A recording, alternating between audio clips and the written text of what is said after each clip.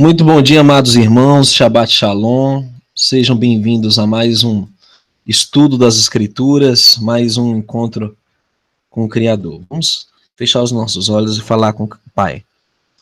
Yahweh, nosso eterno de Israel, bendito seja o teu nome, porque reinas desde o universo, a terra e tudo abaixo dela. Teu poder, a honra, a glória para todos sempre. Graças te damos pelo Shabat, que representa o teu poder, o teu dia de adoração, o teu descanso, e graças te damos pelo Mashiach, nosso Salvador, que veio há mais de 2000 anos atrás para te revelar para nós. E agora pedimos que nos ajude a entender a história do nosso povo de Israel e do nosso patriarca Yahussef, ou José. Pedimos tuas bênçãos nesse momento, com perdão dos pecados, em nome de Yahushua, nosso Salvador. Assim seja. Bom dia para você, querido. Boa tarde, boa noite para você que vai assistir depois, conectado. Hoje vamos continuar estudando o livro de Jazar, na porção que se refere à história de Yahussef, ou José. Alguns dos nomes aqui nesse vídeo, nesse PowerPoint, são um pouco diferentes, mas foi uma versão que eu peguei, né? E vou estar falando os nomes corretos, tá? Então, nós aprendemos no último estudo sobre as guerras dos filhos de Jacó, né, o Jacó, e o livro de Jazar continua narrando que os filhos de Jacó, o Yaakov, moraram com seu pai no vale de Hebron, e todos os habitantes da terra conheciam sua força, pois sua fama correu por toda a terra. E Yaakov e José, o filho de Yaakov, né, ou Yahussef, como é o nome em hebraico, e seu irmão Benjamim, e os filhos de Raquel, a esposa de Jacó, ainda eram jovens naqueles dias e não saíram com seus irmãos durante suas batalhas em todas as cidades dos amorreus. O livro cita ainda a morte de Lia, né? E quando Yahussef viu a força de seus irmãos e sua grandeza, ele elogiou-os e exaltou-os, mas ele classificou-se maior do que eles e exaltou-se acima deles. E Yaakov, seu pai, Jacó, também amava-o mais do que qualquer um de seus filhos, pois ele era filho de sua idade avançada, e devido ao seu amor em relação a ele, fez um casaco de muitas cores. Bom, tem alguns pontos aqui que nós vamos estar narrando que não estão na Bíblia, ou como os judeus chamam, na Torá. Porém, o livro de Jazar, ele dá detalhes mais minuciosos dos acontecimentos, né, ou da cadeia de acontecimentos que levaram a várias situações que ocorrem na Bíblia. E esses detalhes nas entrelinhas é que nos chamam a atenção. Por exemplo, aqui diz que José, ou Yosef, né, Yahussef, realmente se engrandecia mais do que seus irmãos. Porque os seus irmãos, os filhos de Jacó, eram homens notáveis, poderosos, como vimos no relato das guerras dos filhos dele. Porém, além disso, Yahussef se exaltava, o que é um defeito de caráter, né? O orgulho próprio, a exaltação própria não são bons traços de caráter. E Yahussef tinha esses defeitos. Além do que ele era muito mimado. E o livro de Jazar continua dando mais detalhes que quando Yahussef viu que seu pai amava-lhe mais do que seus irmãos, ele continuou a exaltar-se acima de seus irmãos e trouxe até eles maus relatos do pai a respeito deles.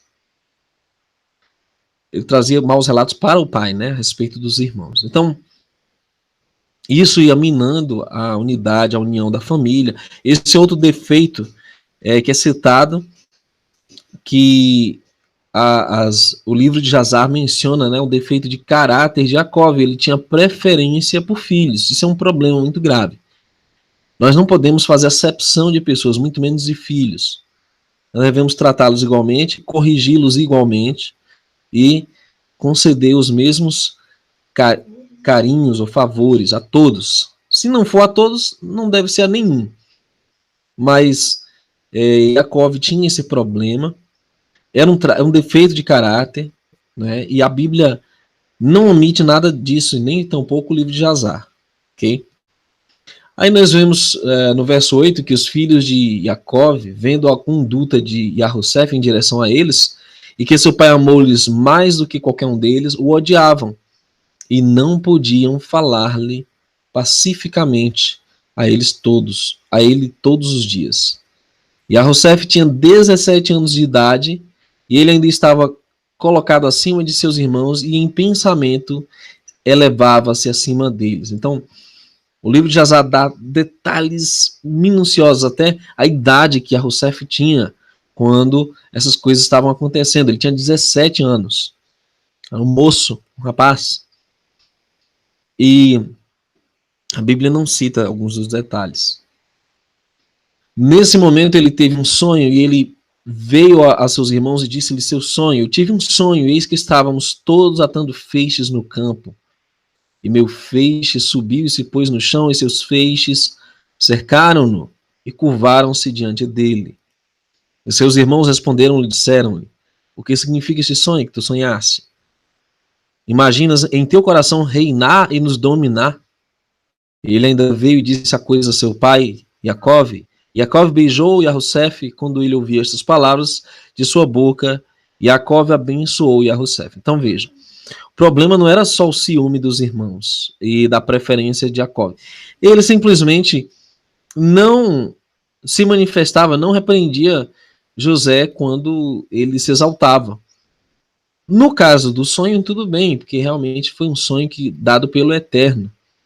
Mas, ainda assim, essa complacência de Jacó em relação a José ainda aumentava ainda mais a ira dos seus irmãos, né? Esse sonho dos feixes se curvando, 12 feixes se curvando a Yahussef é profético. Veja que Yahussef é considerado na Bíblia pelos profetas como Efraim, a casa de Efraim. E Yahussef representa um outro lado do povo de Israel, que é o domínio da casa de Efraim, dos reis de Efraim.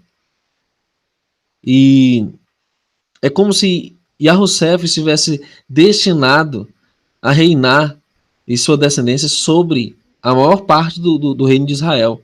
Isso é profético, é tremendo. Porque você sabe que os reis de Judá, de onde veio a descendência do Messias, representam outro reinado, né? O reino do sul, onde a descendência de Davi reinou.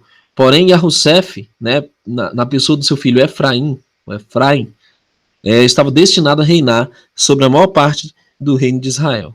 Isso é muito interessante. O reino do norte foi dominado até por volta do ano 722, né, quando a Síria levou cativo as tribos de Israel.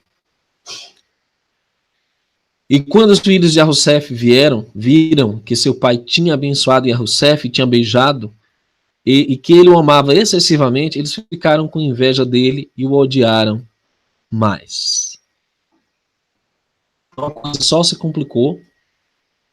E depois que Yahussef teve outro sonho, contou o sonho de seu pai na presença de seus irmãos, Yahussef disse a seu irmão e seu pai, seus irmãos e seu pai: eis que novamente tive um sonho, eis que o sol, a lua e as 11 estrelas curvaram-se diante de mim. E seu pai ouviu as palavras de Yahussef e seu sonho, e vendo que seus irmãos odiavam Yahussef devido a esse assunto, Jacó, portanto, repreendeu Yahussef diante de seus irmãos devido a essa coisa, dizendo: o que significa esse sonho que tiveste? E coloca-se a si mesmo acima de teus irmãos, que são mais velhos do que tu és. Imaginas tu em teu coração que eu e tua mãe e teus 11 irmãos iremos nos curvar a ti, por tu falares estas coisas? E seus irmãos tiveram inveja de suas palavras e sonhos, e eles continuaram a odiá-lo. E Jacó reservou os sonhos em seu coração. Então é interessante, porque quando Jacó se coloca acima do próprio sol e a lua, né, que é o pai dele, Jacó, e a mãe dele, Rahel, né, ou Raquel. Aí ele se incomoda, né, e repreende José. Mas o estrago já estava feito, embora esse sonho fosse profético, né? E Apocalipse 12 cita a mulher que tem 12, uma coroa de 12 estrelas, revestida do sol e a lua debaixo dos seus pés. Ou seja, indubitavelmente se referindo às 12 tribos de Israel, ao patriarca Jacó, né, que posteriormente foi chamado de Israel, e a sua mãe, a matriarca da casa de Israel, uma das matriarcas pelo menos, né, foi Rahel, ou Raquel. E aí está, queridos, os filhos de Jacó, né, o Jacó, foram um dia para alimentar o rebanho de seu pai em Sherem, o Siquém, pois eram ainda pastores naqueles dias. Enquanto os filhos de Jacó foram naquele dia alimentar em Siquém, eles se atrasaram, e o tempo de coleta no gado passou-se e não havia chegado. E Jacó viu que seus filhos atrasaram-se em Siquém, o Sherem, e Jacó disse dentro de si mesmo: porventura o povo de Sherem subiu para lutar contra eles, por isso eles atrasaram a vinda deste dia. Então, dado tudo o que tinha acontecido, o livro de Jazar solta esse detalhe, né, que Jacó estava preocupado que eles estivessem travando alguma batalha, algum problema tinha acontecido com os povos cananeus. E então ele envia Yahussef, né, o livro de Jazar cita que ele envia Yahussef para entregar-lhes água, comida, provisões, e ele, como filho obediente, favorito, né, estava feliz em ir atrás dos irmãos para ver como estavam. E no verso 21 do livro de Jazar diz que Jacó enviou seu filho Yahussef para o vale de Hebron. E Yahussef veio para os seus irmãos a Sherem e não pôde encontrá-los. E Yahussef foi sobre o campo que estava próximo a Sherem para ver onde seus irmãos tinham virado. Ele perdeu seu caminho no deserto e não sabia que caminho deveria ir. E esse é um detalhe que a Bíblia não cita, né? Que um mensageiro de Arro, o Altíssimo, o encontrou vagando na estrada em direção ao campo. E Yahussef disse ao mensageiro de Arro: eu procuro meus irmãos, tu viste onde estão alimentando? E o mensageiro, ou anjo, de Arro disse: Yahussef, eu vi teus irmãos alimentando aqui, e ouvi eles dizerem que iriam alimentar em Dotã. E Yahussef ouviu a voz do mensageiro de Arro, e ele foi para seus irmãos em Dotã. E ele os achou em Dotã alimentando o rebanho. Então veja, o que isso nos revela? Que foi da permissão do Eterno, né? Foi do propósito do Eterno que Yahussef realmente tivesse encontrado os seus irmãos naquele dia. Porque ele podia ter desviado ele do caminho e feito voltar, não, mas o Eterno providenciou que ele realmente encontrasse os irmãos. E então Yahussef encontra os irmãos em Dotã, onde o anjo realmente especificou, e leva as provisões, e os irmãos já começam, né? Principalmente Levi, Simeão, outro que não gostava muito das ideias, né? Issacar. E aí eles vão. Aquele não é o sonhador, Yahussef? O que o sonhador está fazendo aqui? Ah, vamos matá-lo e colocá-lo no poço. Sim, excelente ideia. Eles estão conspirando. Não, vamos colocá-lo no poço e ele morrerá de qualquer maneira. E eles então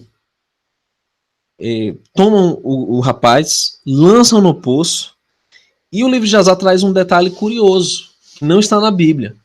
Diz que quando eles tomaram e o lançaram nesse poço, no poço não havia água, mas serpentes e escorpiões. E Yahussef teve medo das serpentes e dos escorpiões que estavam no poço. E Yahussef clamou com grande voz, e Arro escondeu as serpentes e os escorpiões em ambos os lados do poço, e não fizeram nenhum dano a Yahussef. Quando eu li isso, eu me deparei com o seguinte pensamento: é a mesma coisa que os judeus fizeram com Machia, jogaram ele no abismo, né? Machia vai para o abismo, literalmente, o abismo, submundos abaixo de nós, e fica lá entre cobras, em serpentes e escorpiões, né? Sabemos que no abismo habitam os anjos caídos que estão aprisionados. E sério, cada vez que nós lemos os relatos do livro de Jazar, o livro de Enoque, nós temos essa concepção que realmente o Mashiach foi ao abismo onde estão os anjos aprisionados. Não há como negar essa realidade. E isso acontece de forma profética, né, de forma antitípica, né, na história de Arrussef. E Arrussef chama do abismo por seus irmãos e disse-lhes: o que eu fiz a vocês? E no que é que eu pequei? Porque vocês não temem Yahweh ao meu respeito? Eu não sou dos seus ossos e carne, e não é Yaakov, seu pai, meu pai, por que faz essa coisa a mim neste dia? Como será capaz de olhar para o nosso pai Yaakov? Ele continuou a gritar, a chamar seus irmãos do abismo, e disse: Yahudá, chame-o, Simeão, Levi, meus irmãos, erga-me do local da escuridão em que vocês colocaram-me, e venham nesse dia ter compaixão de mim, vós filhos de Arro, e filhos de meu pai Yaakov. E se eu pequei a vocês, vocês não são os filhos de Abraham, Isaac, Yaakov. Se eles vissem um órfão, eles tinham compaixão sobre ele, ou quem estava com fome, deram-lhe pão para comer, ou um que estava sedento, deram-lhe água para beber, ou um que estava nu, eles lhe recobriam de vestuário. Então, ele apela para a consciência deles, para toda a ancestralidade hebraica dele, e infelizmente, Simeão, Levi, principalmente, não dão ouvidos. E interessante é que Rubem tinha saído nesse momento. O livro de Jazar cita que ele tinha saído por um pouco. E ficou, o de mais bom senso foi Judá, que ficou, intercede por Yahussef, né? Mas Rubem tinha saído, não estava presente nesse momento. O livro de Jazar conta isso. E eles estavam fazendo o conselho quando levantaram os olhos e viram uma companhia de ismaelitas vindo à distância, pela estrada de Gileade, indo para o Egito. E Yahudá disse-lhes: o que ganho haverá para nós se matarmos nosso irmão? Porventura Yahá lhe exigirá de nós. Este é o conselho proposto que lhe diz respeito, no qual vocês devem fazer. Eis que esta companhia de ismaelitas está indo para Mitzraim, o Egito. Agora, portanto, vamos entregá-lo a eles, e não deixemos que nossas mãos estejam sobre ele. Eles vão levá-lo junto com eles, e ele se perderá entre o povo da terra, e nós não o mataremos com nossas próprias mãos. E a proposta agradou seus irmãos, e eles fizeram de acordo com a palavra de Yahudá, o Judá. Enquanto eles estavam abordando sobre esse assunto, e antes da companhia dos ismaelitas ter vindo a eles, 7 homens de negociação de Midian passaram por eles, e como eles passaram, estavam sedentos, e que levantaram, foram ao poço e viram que havia o jovem lá, Yahussef. Então esses homens de Midian, o livro de Jazar diz que eles chegaram antes da caravana de ismaelitas. E esses midianitas, que também são parentes próximos ali do povo hebreu, né? São os ancestrais de Jetro e tal. Você vê, eles pegaram um rapaz, segundo o que consta no livro de Jazar, e disseram: esse rapaz tem boa aparência, nós vamos vendê-lo por um bom preço, né? Eles tiveram a iniciativa primeiro do que os próprios irmãos de José. E isso é muito interessante, porque eles dizem depois, né? Vamos vendê-lo para os ismaelitas e diremos que ele se perdeu pela terra. Assim o sangue de nosso irmão não recairá sobre nossas mãos. Foi praticamente essa iniciativa que os irmãos de José tiveram. E todos eles foram unânimes, concordaram que era uma boa ideia, que gostaram e que eles iriam realmente fazer isso. Só que quando Simeão levantou-se do seu lugar, viu que os midianitas já tinham posto a mão em Yahussef e saltou à terra, puxou sua espada, se aproximou dos midianitas e deu um terrível grito diante deles, tão grande que seu grito foi ouvido à distância. E a terra se abalou nos gritos de Simeão. E os midianitas tiveram pavor de Simeão e o ruído de seus gritos, e caíram sobre seus rostos e ficaram excessivamente alarmados. Então é nesse momento que Ele se apresenta, ó, esse rapaz aí é nosso servo, ele mente, né, dizendo, ó, nosso escravo, e nós vamos vendê-lo. E eles dizem, não, venda para mim, nós vamos pagar pelo preço dele, né? E então eles pagaram 20 moedas de prata. Se você ler na escritura, 20 moedas de prata é o preço usual que era pago por um escravo. Foi o mesmo preço que Judas pagou pela traição, ou pelo menos recebeu pela traição ao Messias, né? Seus próprios irmãos. E são paralelos proféticos. Messias vendido como escravo. Esse pecado também os tornou escravos no Egito, né? Tudo há uma consequência. Né? Eles se tornaram escravos, né? Vendidos posteriormente. E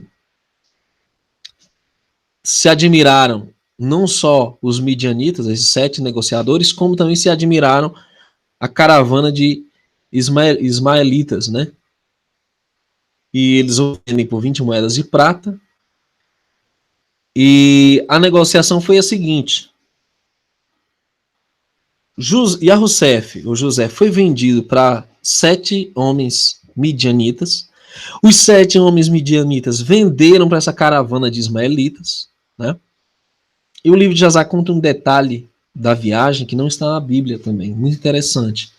Diz que quando eles estavam indo ao longo da estrada, os midianitas se arrependeram do que tinham feito em adquirir o jovem, e um disse para o outro: o que é isso que fizemos, tomando este jovem dos hebreus, que é de aparência bonita e bem favorecido?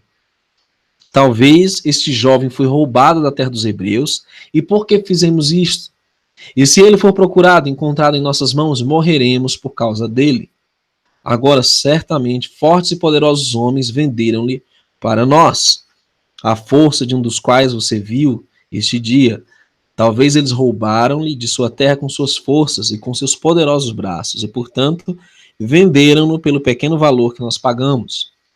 Enquanto eles estavam conversando, eles olharam, e eis que a companhia de ismaelitas, que estava chegando antes, e que os filhos de Jacó viram, estavam avançando para os midianitas. E os midianitas disseram uns aos outros: vamos vender este jovem para a companhia dos ismaelitas, que estão vindo para nós, e tomaremos por ele o pouco que demos por ele, e nós seremos livrados deste mal. Então eles temeram pela própria vida deles, e o livro de Jazá conta outro pormenor da história, que é que quando Yahussef é vendido para esses homens, algo muito estranho acontece. E o livro de Jazá cita o seguinte: que Yahussef ouviu que os ismaelitas iriam prosseguir para Mitzraim, o Egito, e Yahussef lamentou e chorou, pois seria levado para muito longe da terra de Canaã de seu pai. E ele chorou amargamente enquanto estava andando sobre o camelo, e um dos seus homens observou e fê-lo ir para baixo do camelo e andar a pé. E não obstante, Yahussef continuou a chorar, e ele disse: ó meu pai, meu pai. E um dos ismaelitas levantou-se e acertou Yahussef no rosto, e ele ainda continuou a chorar. E Yahussef estava cansado na estrada e não pôde prosseguir, por causa da amargura de sua alma, e todos bateram e o afligiram na estrada, e eles o aterrorizavam para que ele parasse de chorar. E Yarro viu a ambição de Yahussef e seus problemas, e Yarro trouxe sobre esses homens escuridão e confusão, e a mão de cada um que o acertou definhou-se. Esse é um detalhe interessante, a Bíblia não cita, mas mostra que desde então o Eterno estava com Yahussef, que ele iria protegê-lo e iria abençoá-lo. E essa parte é interessante porque a mão deles ficou ressequida por bater em Yahussef. O Eterno ouve o clamor de Yahussef e ele age. Isso quer dizer, queridos, que quando nós formos oprimidos, perseguidos e maltratados, né, pelos haters desse mundo, né, aqueles que odeiam sem causa o outro irmão, nem conhece o irmão direito, sai odiando, sai perseguindo, que o Eterno, quando nós colocarmos na mão do Eterno, a vingança, ele vai agir em nosso favor. Desde que estejamos agindo justamente com o próximo e estejamos em comunhão com o Eterno. O Eterno vai agir, vai se juntar. E Arrusef ouviu que os ismaelitas iriam prosseguir, então a mão deles definhou-se, né? E o livro de Jazar cita o seguinte, que um deles respondeu e disse-lhes, talvez devido ao pecado de afligir esse escravo, essa coisa aconteceu nesse dia para nós. Agora, portanto, vamos implorar-lhe fortemente o perdão.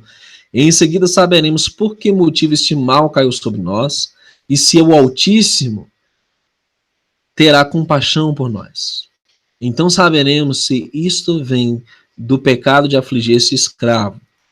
E os homens fizeram e suplicaram a Arrusef, pressionaram-no a perdoá-los. E eles disseram, nós pecamos contra Yahweh, Altíssimo, e contigo agora ouça-nos. Portanto, peça ao teu Altíssimo que ele livre esta morte de entre nós, pois pecamos contra ele. E Arrusef fez de acordo com suas palavras, e Arro ouviu a voz de Arrusef, e Arro tirou a praga que ele tinha colocado contra os homens por causa de Arrusef, e as bestas levantaram-se do chão, e eles conduziram-nos e foram. E a tempestade diminuiu, e a terra se tornou tranquilizada, e os homens procederam em sua jornada para Mitzraim, ou Egito. E os homens sabiam que este mal tinha acontecido por causa de Arrusef. Você se recorda da história de Jona, né? O Jonas, quando ele foi, quando ele escapou para Tarsis ali no navio e as coisas se complicaram, houve tempestade, eles sabiam que era por causa de um dos tripulantes daquele navio, né? E a mesma coisa aconteceu com aquela caravana de ismaelitas, descendentes de Ismael, né? Os filhos de Ismael escravizando o povo de Arro, né? O povo hebreu. Isso foi profético também, porque o povo de Israel passou pelo cativeiro islâmico, né? Durante a Idade Média, eles foram escravos dos filhos de Ismael, né? O povo árabe, né? O verso 46 diz, e um deles respondeu e disse-lhes, talvez devido ao pecado de afligir esse escravo, essa coisa aconteceu. E eles tinham certeza disso já. Bom, o livro de Jazar diz que quando Rubem chegou, ele procura Arrusef no poço, não o encontra, ele fica desesperado. E aí o verso 6 diz que Rubem disse-lhes, o que é isso que vocês fizeram para fazer cair os cabelos grisalhos de nosso pai em tristeza ao túmulo? A coisa que fizeram não é boa. E Rubem sentou-se com eles, e eles todos juraram uns aos outros. Para isso a Jacó, e todos eles disseram, o homem que vai dizer isso ao nosso pai, o seu agregado familiar, ou quem reportar isso para qualquer um dos filhos da terra, nós todos iremos contra ele e o mataremos à espada. Então, eles fizeram um juramento de morte, que quem contasse a verdade sobre o que tinha acontecido com Arrusef, né? Rubem propôs isso, mais velho, que fosse morto. Todos os demais irmãos virassem espada para ele e o matassem. E os filhos de Jacó tiveram medo uns dos outros por causa disto, desde o mais novo ao mais velho, e ninguém falou uma palavra, e eles ocultaram o assunto em seus corações. E depois sentaram-se para determinar e inventar algo a dizer a seu pai, Jacó, sobre este assunto, e Issacar disse-lhes, olha que interessante, aqui a Bíblia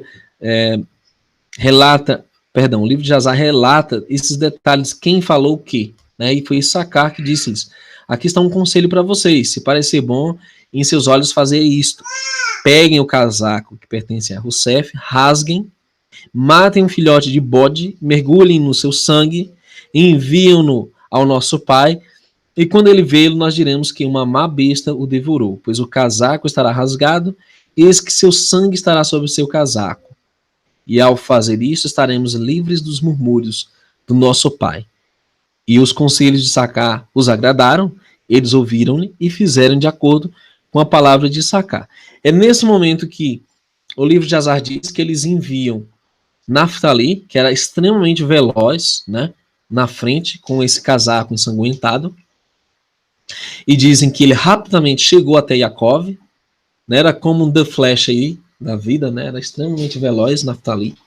Ele chega lá para contar essa versão para o pai, né, e algo estranho acontece nessa história no livro de Azar, que não está na Bíblia, e eu achei muito curioso.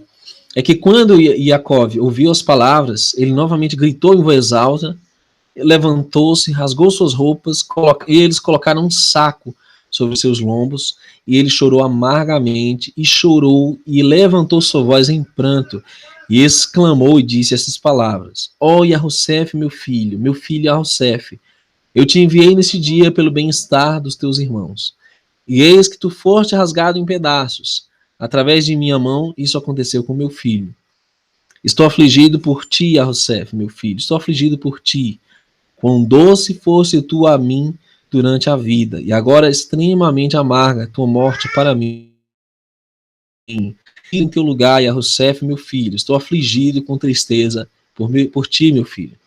O meu filho, Yahussef, meu filho, onde tu estás e onde fosse tu jogado, desperta, desperta do teu lugar e venha e veja meu desgosto por ti, ó meu filho Yahussef.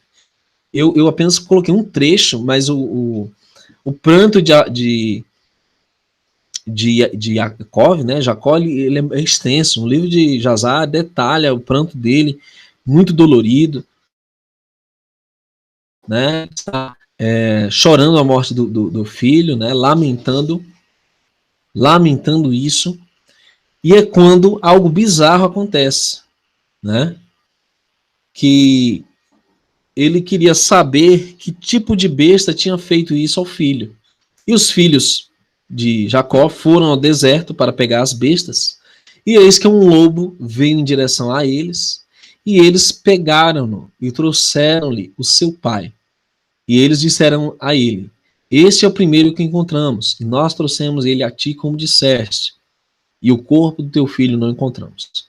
E Yaakov pegou a besta nas mãos de seus filhos, e ele clamou em voz de choro, segurando a besta em sua mão, e falou com um coração amargo a besta, esse lobo, né, que eles acharam. Por que tu devoraste meu filho, Yahussef? E como tu não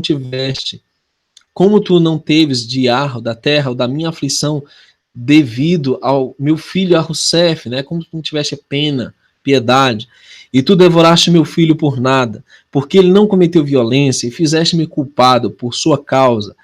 Assim Yahweh vai exigir-lhe o que é perseguido. Então, é muito inusitado o que acontece agora, porque, de repente, é um lobo, na realidade é um lobo, e o verso 43 do livro de Azar diz que Yahweh abriu a boca desse lobo para Yaakov, para confortá-lo com suas palavras. E ele respondeu a Yaakov e disse-lhe essas palavras. E aqui é a besta falando. Como Yahweh, o Altíssimo, vive, que nos criou na terra, e como tua alma vive, meu Senhor, não vi teu filho, nem eu rasguei-o em pedaços, mas de uma terra distante também vim para buscar meu filho, que foi-se de mim neste dia, e eu não sei se ele está vivo ou morto. Eu vim neste dia, no campo, buscar meu filho, e seus filhos encontraram-me, pegaram-me e aumentaram a minha tristeza, e nesse dia trouxeram-me diante de ti. E agora, pois, disse todas as minhas palavras a ti. E agora, portanto, ó filho de homem, estou nas tuas mãos, e faça-me nesse dia como parecer bom em teus olhos. E ainda, isso é o lobo falando. Mas pela vida de Yahweh, que criou-me, eu não vi teu filho, nem rasguei-o em pedaços, nem carne de homem entrou na minha boca todos os dias da minha vida. Bom, isso é incrível. E pode parecer um pouco fantasioso ou fictício, mas existem outras ocasiões na escritura que um animal falou. O jumento de Balaão falou, né? E eu creio que o Eterno pode fazer isso, né? Abrir a boca dos animais e torná-los capazes de se comunicar. E o que esse lobo expressa é muito interessante. Ele diz: olha, meu filhote se perdeu, eu vim atrás, e cria aí uma empatia com Yaakov, né? Que tinha também perdido o filho, né? E ele diz, olha, nunca entrou carne humana na minha boca. E aí a besta diz, faz então conforme teu parecer, né?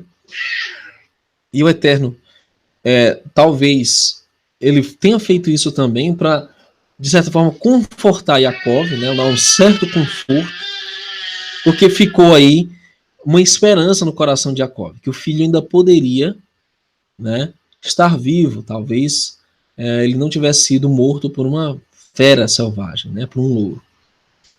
E quando Jacob ouviu as palavras da besta, ficou grandemente admirado e lançou a besta da sua mão e ela foi em seu caminho. E Jacob ainda estava chorando em voz alta e chorando por Yahussef dia após dia, e ele chorou por seu filho muitos dias. Bom, queridos, agora o livro, essa versão, esse texto de Jazar, esse livro de Jazar é uma versão que foi traduzida do inglês, né? E os nomes não estão corretos, tá? Então eu estou falando o nome correto como está na edição hebraica, tá bom? Então ignorem os nomes que estão aqui.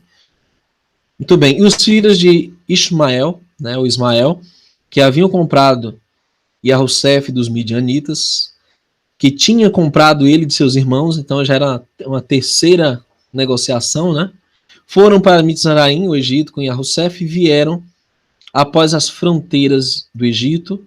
Quando eles chegaram perto de Mitzraim, encontraram 4 homens dos filhos de Medã, filho de Abraham, que tinha ido adiante da terra de Mitzraim em sua viagem. E os ismaelitas disseram-lhe, vocês desejam adquirir esse escravo de nós? E eles disseram, entregue-o a nós. E eles entregaram Yahussef a eles, e eles contemplaram, pois ele era um jovem muito bonito, e compraram por 20 shekels. É interessante porque a caravana de ismaelitas se livra de Yahussef também, vende para esses homens de Medã, eu creio que era Midian, né, os midianitas, de volta a Medã. E aí, os ismaelitas continuaram sua viagem para o Egito e os medanins, ou midianitas, também retornaram a Mitzraim, o Egito. E os medanins disseram uns aos outros, eis que ouvimos que esse Potifar, um oficial do faraó, capitão da guarda, procura um servo bom que ficará diante dele para servi-lo e para fazê-lo supervisor sobre sua casa e todos os que pertencem a ele. Então veja, segundo o livro de Jazar, é como se fosse a providência do Eterno, de certo modo, entregar Yahussef para um lugar em que ele seria, de certa forma, favorecido. Porque Potifar já estava procurando um mordomo, segundo o livro de Jazar, e eles acharam por bem levar esse moço, né, de boa aparência, para Potifar. E o verso 5 do livro de Jazar, né, continua dizendo que esses medanins foram à casa de Potifar. E lhe disseram, nós ouvimos que tu procuras um servo bom para ajudar-te. Eis que temos um servo que lhe agradará. Se tu podes dar-nos o que desejamos, nós venderemos a ti. E Potifar disse, traga-o diante de mim, e eu olharei. Se ele agradar-me, vou dar a vocês o que exigirem por ele. E os medanins trouxeram Yahussef e colocou diante de Potifar. Ele olhou e se agradou muito com ele. E Potifar disse-lhes, me diga o que você deseja para este jovem. E eles disseram, 400 moedas de prata é o que desejamos por ele. E Potifar disse, vou dar por ele se você me trouxer o registro da venda para você. E vai me dizer sua história, pois talvez ele possa ser roubado.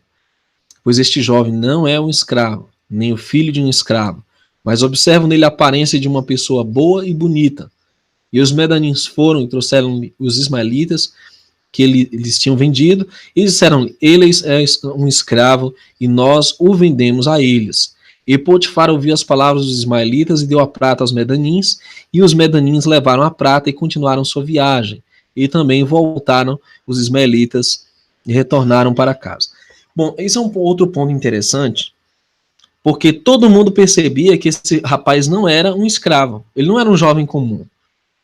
E E foi da permissão do Eterno que ele realmente fosse comprado pelo mestre egípcio, né? Para que ele não retornasse para casa, porque havia um propósito na vida de Arrussef. E como havia um propósito no cativeiro egípcio, cativeiro babilônico, cativeiro persa, cativeiro grego, cativeiro romano, né? O cativeiro otomano, o cativeiro, esse cativeiro que ora existe, né? No mundo, né? O povo de Israel ainda está cativo. Há um propósito nisso, que era para eles se espalharem e glorificarem o Eterno onde quer que eles fossem. E o livro de Jazar diz que Potifar trouxe a Yahussef para sua casa, para que pudesse servi-lo. Yahussef encontrou favor aos olhos de Potifar e colocou sua confiança nele. E fê-lo superintendente de sua casa, e todos que pertenciam a ele entregou em sua mão. E Yarro estava com Yahussef e tornou-se um homem próspero. E Yarro, o Altíssimo, abençoou a casa de Potifar por causa de Yahussef. Potifar deixou tudo o que ele tinha na mão de Arrussef, e Arrussef que administrava as coisas que entravam e saíam, e tudo era regido por seu desejo na casa de Potifar. E Arrussef tinha 18 anos de idade, um jovem com olhos bonitos, de boa aparência, e como ele não havia em toda a terra de Mitzraim, no Egito. É interessante que a história, né, descreve os traços de Arrussef e dos descendentes hebreus como asiáticos, né? Olhos puxados, olha que interessante. E os egípcios eram povos que não se diferenciavam tanto assim, não. Eram todos ali do Oriente, né?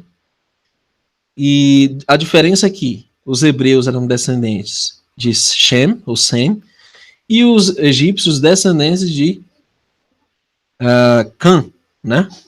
O Cão, melhor dizendo. Cananitas, portanto, né? E nesse momento, enquanto ele estava na casa de seu mestre, indo dentro e fora de casa e ajudando a seu mestre, Zelica, esposa de seu mestre, levantou os olhos em direção a Yahussef. Veja os detalhes. Yahussef é um homem de 18 anos. A Jazar cita o nome da esposa de Potifar, Zelica. Então ele cita, ela levanta os olhos em direção a Yahussef, olha para ele e diz que ele era um jovem bonito e bem favorecido, e ela cobiçou sua beleza em seu coração, e sua alma foi fixada em Yahussef. E ela seduziu dia após dia, e Zelica persuadiu Yahussef diariamente. Mas Yahussef não levantou seus olhos para contemplar a esposa de seu mestre. Isso é um detalhe tremendo. Yahussef nem sequer ousou olhar para essa mulher casada. É por isso que o Mashiach vem e diz, se alguém olhar e desejar no seu coração, já pecou. E Yahussef nem ousou fazer isso, nem olhar para ela. E nesse momento, enquanto ele estava na casa de seu mestre, indo dentro e fora da casa, ajudando seu mestre, Zelica, esposa de seu mestre, levantou os olhos em direção, né? E outros detalhes são dados que ela disse-lhe, não há ninguém na minha casa, não há nada para fazer, mas apenas tuas palavras e a tua vontade. Ainda não obstante tudo isso, ela não conseguiu trazer Yahussef a ela, nem lugar seu olho sobre ela, mas dirigiu seus olhos ao chão. E Zelica desejou Yahussef em seu coração, e ela desejou deitar-se com ele, e no momento que Yahussef estava sentado em casa fazendo seu trabalho, Zelica veio e sentou-se diante dele, e ela seduziu diariamente, com seu discurso, a deitar-se com ela, ou sempre a olhar para ela, mas Yahussef não a ouviu. E disse-lhe, se tu não quiseres fazer de acordo com minhas palavras, eu irei castigar-te com a pena de morte e colocar um jugo de ferro sobre ti. E Yahussef disse-lhe, certamente Yarro, o Altíssimo que criou o homem, liberta os grilhões dos prisioneiros, e é ele quem vai entregar-me da tua prisão e do teu julgamento. Então veja, não é que Yahussef não sabia o que ia acontecer com ele, ele sabia que ele ia para a cadeia, ele sabia que ele ia ser presidiário, mas ele não iria pecar contra o Altíssimo. Então ele era consciente de todos os atos dele e as consequências. Isso é que é chocante.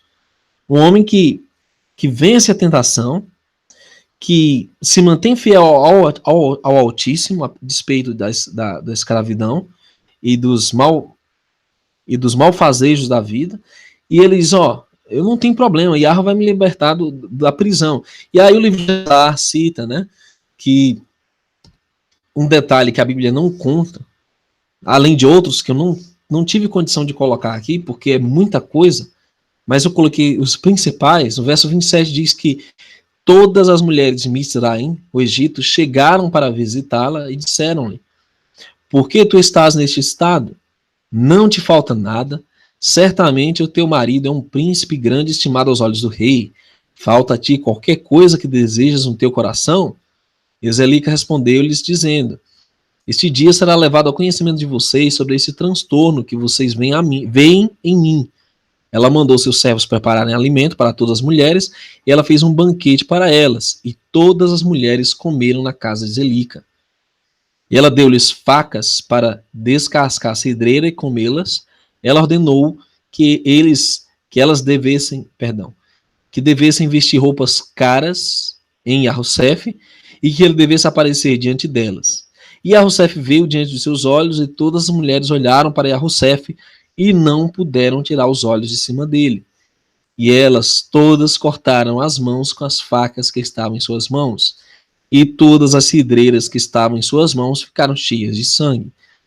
Isso é um detalhe interessante, porque não era um problema de uma única mulher, né? E o livro de Jazar deixa claro que realmente José era um moço de aparência formidável, né? Impressionou todo o Egito, né? As mulheres do Egito, né? E nesse ponto é quando o livro de Jazar cita que que o Potifar vai caçar, se ausenta alguns dias em viagem, e o verso 44 diz que Yahusef respondeu a ela dizendo, e então ela o assedia mais uma vez, né? Abster-me e deixa o assunto para meu mestre, eis que meu mestre conhece tudo que está comigo em casa, pois tudo que pertence a ele entregou em minha mão, e como poderei fazer estas coisas na casa de meu mestre? Pois ele tem também muito honrado em sua casa, e me fez supervisor de sua casa, e ele tem me exaltado, e não há ninguém maior nesta casa do que eu. E meu mestre não absteve-se nada de mim, com exceção de ti, que é sua esposa. Como então tu podes falar essas palavras a mim? E como podes fazer este grande mal e pecado a Yahweh e para o teu marido? Agora, portanto, abstenha-se e não fale mais palavras como estas, porque eu não vou ouvir tuas palavras. Mas Zelica não ouviu a Yahusef e falou estas palavras a ela, mas ela diariamente seduziu a ouvi-la. Então, Yahusef passou muitos dias sendo provado, e talvez tenham sido meses nessa angústia de provação.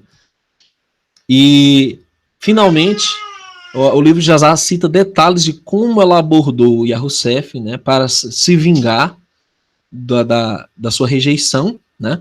Ela apressou-se, pegou Yahusef em seus vestuários, e ela disse-lhe, como o rei vive, se tu não quiseres realizar meu pedido, tu irás morrer neste dia. E ela esticou para trás sua outra mão e desembanhou uma espada debaixo de seu vestuário. Ela colocou no pescoço de Yahusef, e ela disse, suba, realize meu pedido, e se não, tu morrerás nesse dia. Então esse detalhe é chocante.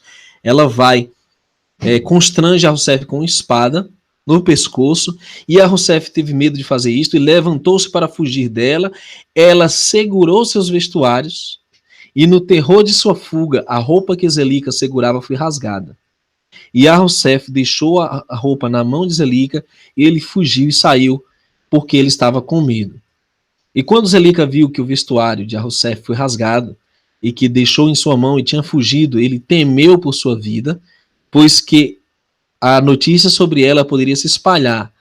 Ela levantou-se e agiu com astúcia, e colocou fora o vestuário em que ela estava vestida, e colocou nela outras peças de vestuário. Então, é lógico que ela não ia dar pinta de que ela estava sedutora e bem vestida, ela se vestiu de outra forma, né? E inventou a grande mentira. Ela apressou-se, pegou Yahussef, e então o livro de Jazar continua citando o seguinte, que Potifar ouviu as palavras de sua esposa e ordenou que Yahussef fosse punido com chibatadas severas, e eles fizeram a ele. Enquanto eles estavam batendo, Yahussef gritou com grande voz e levantou seus olhos ao céu e disse: Ó Yahweh, tu sabes que eu sou inocente de todas essas coisas, e por que morrerei nesse dia através da falsidade? Pela mão desses incircuncisos homens maus, quem tu sabes? Enquanto homens de Potifar estavam batendo, Yahussef continuou a gritar e chorar. E havia uma criança de 11 meses de idade. E Yarro abriu a boca da criança e falou estas palavras diante dos homens de Potifar que batiam em Yahussef, dizendo: O que você quer deste homem? E por que você faz este mal a ele? Minha mãe fala falsamente e mente. Assim foi a situação. E a criança disse-lhes exatamente tudo o que aconteceu e todas as palavras de Zelica para Yahussef dia após dia, assim ele os declarou. Então, essa parte chocante. Lógico, a Bíblia não traz esse pormenor. Mas o livro de Jazar diz que o Eterno abriu a boca de um bebê de 11 meses de idade, filho de Potifar e Zelica, e essa criança relatou tudo o que tinha acontecido de Yahussef, e com certeza isso espantou todos da casa de Potifar. O próprio Potifar se espantou, né? E o que acontece em seguida é que Potifar leva Yahussef para ser julgado pelos sacerdotes egípcios, que eram uma espécie de legisladores, eles eram juízes e ao mesmo tempo eram sacerdotes, né, religiosamente, no Egito. E no verso 74 diz que os sacerdotes disseram a Potifar: Envia-nos, te pedimos, traga diante de nós as vestes rasgadas de Yahussef, deixe-nos ver o rasgo na mesma. E se o rasgo é na frente da peça de roupa, então seu rosto estava ao oposto dela. Então ele provavelmente o segurou para chegar a ela, e com dolo tua esposa fez tudo o que ela falou. E trouxeram a roupa de Yahussef diante dos sacerdotes, que eram juízes, e eles olharam. E eis que o rasgo estava na frente da roupa de Yahussef. E todos os sacerdotes souberam que ela o havia pressionado. E eles disseram: a sentença de morte não é devida a este escravo, pois ele não fez nada. Mas seu julgamento é que ele deve ser colocado na prisão devido ao relato, que é através do qual diz que ele foi contra tua esposa. E Potifar ouviu suas palavras e o colocou na prisão, o lugar onde limitam-se prisioneiros do rei, e Yahussef ficou na casa de confinamento 12 anos. Vamos supor que ele tinha 18 anos aqui, né? Se ele fica 12 anos na prisão, é como nós vemos pela Bíblia, com 30 anos ele sai da prisão e é exaltado, né? Como o Messias, aos 30 anos mais ou menos, foi exaltado e elevado. Há muitos paralelos à vida de Yahussef com o Messias. Esse é um deles. E esse ponto é chocante, porque há uma sabedoria nesses egípcios, né? Nesses sacerdotes. Eles disseram: olha, nós vamos saber pelo rasgo das vestes, se ele foi quem assediou ou se foi ela quem o assediou. E realmente, as vestes, o rasgo, constatou a veste de José. Foi um julgamento justo. E o interessante, José não foi colocado em qualquer lugar da prisão. Ele foi colocado na ala dos prisioneiros reais. O que é uma diferenciação dos demais prisioneiros. Com certeza, ele ia receber um tratamento melhor, certo? Até nisso o Eterno pensou para amenizar o sofrimento de Yahussef, né? O José. E não obstante, esposa de seu mestre não se esqueceu dele, e esse é um detalhe que a Bíblia não conta, né? Que ela não cessou de falar a ele dia após dia para que ouvisse a ela. E no final de 3 meses, Zelica continuou indo a Yahussef na casa de confinamento, dia a dia. Ela seduziu a ouvir a ela, e Zelica disse a Yahussef: quanto tempo tu permanecerás aqui? Mas ouça agora minha voz, e eu te tirarei desta prisão. E Yahussef respondeu: É melhor para mim permanecer nesta prisão do que ouvir tuas palavras, pecando contra Yahweh, o Altíssimo. E ela disse-lhe: se tu não realizares meu desejo, vou arrancar fora teus olhos, adicionar grilhões a teus pés, e vou te entregar nas mãos de quem nunca conhecestes antes. E a Rossef respondeu a ela e disse: eis que o Criador de toda a terra é capaz de livrar-me de tudo que tu possas fazer a mim, pois ele abre os olhos dos cegos, liberta os cativos e preserva todos os estranhos que estão inquietos com a terra. Bom, queridos, aí que fica chocante essa história, porque o rapaz continuou sendo provado. Quer dizer, a nossa tentação não é uma prova de um dia apenas, né? Mas é uma prova que dura a vida toda. E nós temos que perseverar e ser fiéis até a morte, até o fim. Esse é um exemplo tremendo de Rossef para nós. Um homem que resistiu à tentação dos desejos da carne, um homem que foi vitorioso, diferente de tantos outros que falharam nesse ponto, e Rossef é um exemplo para nós, né?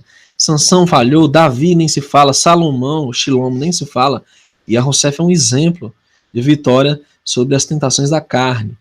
E é tremendo porque o livro de Jazar detalha esses pontos que a Bíblia não traz, como a prova dele continuou mesmo na prisão, né?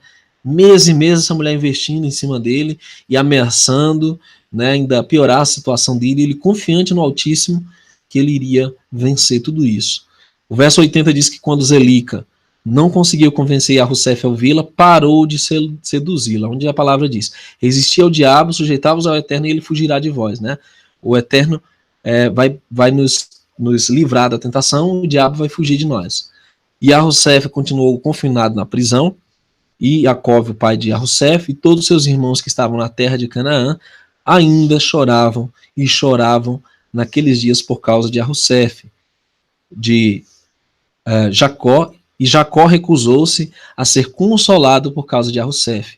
E Jacove, né, que é Jacó, chorou e lamentou todos aqueles dias.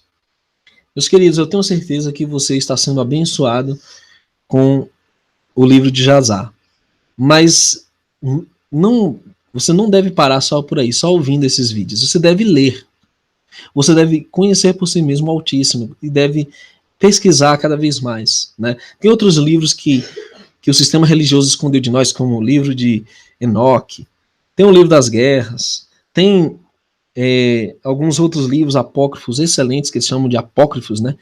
Como o livro de Jubileus, que remontam a história do nosso povo, o povo de Israel. E o livro de Macabeus também é um livro histórico tremendo. Inclusive, algumas versões católicas têm esse livro, e eu recomendo o livro de Macabeus. E, infelizmente, eles tiraram da Bíblia, até não sei se foi com o intuito de tornar a Bíblia menos interessante, mas eu vou contar para vocês uma coisa. Esse relato, o livro de Jazar, bate qualquer filme de Hollywood, né? Qualquer épico, qualquer clássico. É uma história tremenda e é profético, tem a ver com a nossa história também. Nós somos descendentes, né, de hebreus. Veja os vídeos aí que nós temos sobre as tribos perdidas, sobre como o Eterno vai reunir esse povo novamente, e que a nossa fé seja cada vez mais aumentada e que possamos ser fiéis até a morte, perseverantes, confiar e ser leais ao Eterno, ao Altíssimo. Ok? Shalom a todos os nossos amigos conectados nesse momento, agradecendo a todos, né? Agradecemos a irmã Edilene Lima pela força aí, irmã Edilene, superchat, que o Eterno te abençoe, tá? E aos demais queridos irmãos que estão acompanhando, compartilhando, curtindo o vídeo, tá? Shalom a todos, nós voltamos amanhã, se o Criador permitir, ok?